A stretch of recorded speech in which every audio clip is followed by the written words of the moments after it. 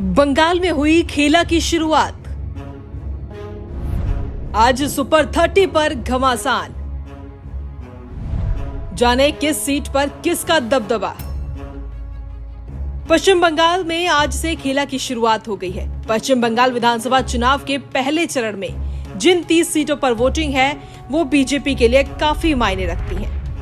पिछले लोकसभा चुनाव में इस इलाके में पार्टी का शानदार प्रदर्शन और दूसरी ओर शुभेंदु अधिकारी के टीएमसी छोड़कर बीजेपी में आने के बाद अब पार्टी की उम्मीदें और भी बढ़ गई हैं।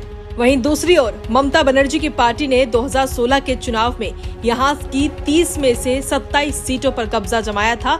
हालांकि उस वक्त शुभेंदु अधिकारी टीएमसी में थे। जंगल महल की जीत से बढ़ा बीजेपी का हौसला।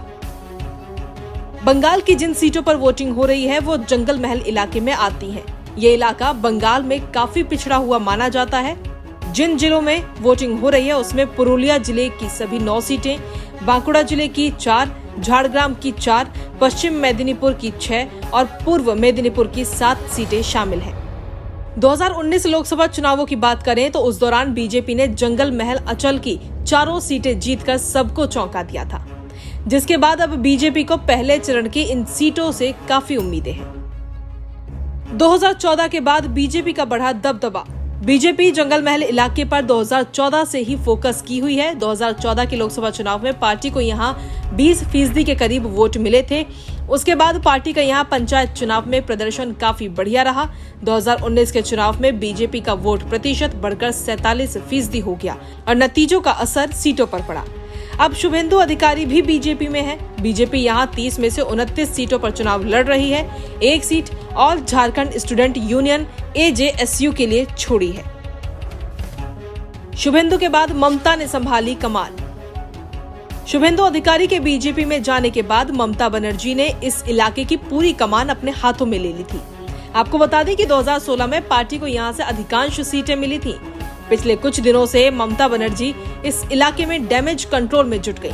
पश्चिम बंगाल के इस इलाके में बीजेपी की पकड़ मजबूत होती देख ममता बनर्जी ने जंगल महल इलाके में वे द्वारे सरकार प्रोग्राम चलाकर लोगों की समस्या को हल करने में जुट गई।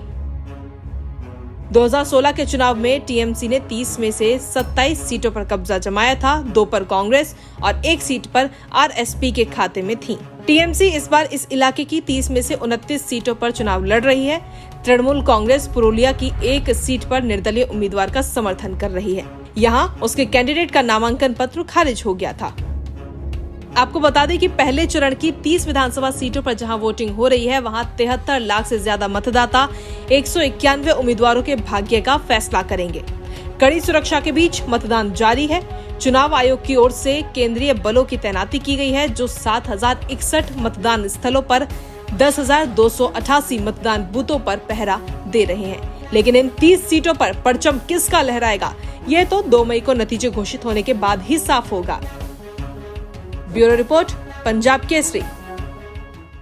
हमसे जुड़े रहने के लिए हमारे YouTube चैनल को सब्सक्राइब करें और नई वीडियो की नोटिफिकेशन के लिए बेल आइकॉन को दबाएं। अगर आप ये वीडियो Facebook पर देख रहे हैं तो लाइक जरूर करें और ज्यादा से ज्यादा शेयर करें। धन्यवाद।